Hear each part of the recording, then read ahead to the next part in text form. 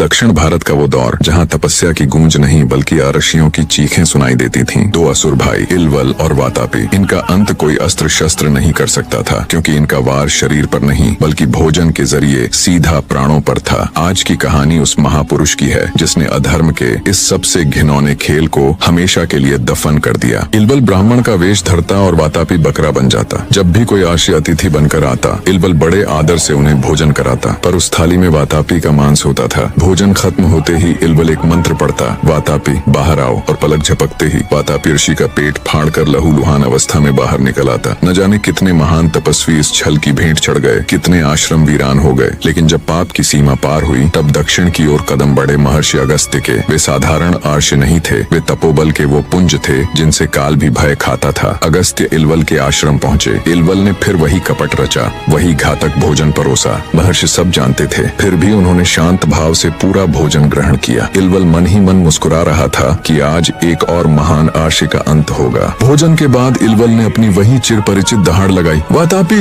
बाहर आओ। सन्नाटा छा गया। इलवल ने दोबारा पुकारा, तिबारा पुकारा, पर कोई उत्तर नहीं आया। तभी महर्षि अगस्त्य ने अपना हाथ अपने पेट पर फेरा और गंभीर स्वर में बस 3 शब्द कहे, वातापी जीर्णो भव, अर्थात वातापी अब पच जाओ। अगस्त्य के जठराग्नि के तेज ने उस असुर को क्षण भर में भस्म कर दिया। इलवल कांप उठा। अगस्त्य ने उसकी आंखों में आंखें डालकर कहा, इलवल वातापी अब नहीं आ सकता। इलवल का घमंड और अस्तित्व दोनों अगस्त्य के क्रोध की अग्नि में विलीन हो गए। धन्य है महर्षि अगस्त्य और धन्य है हमारी ये महान भूमि।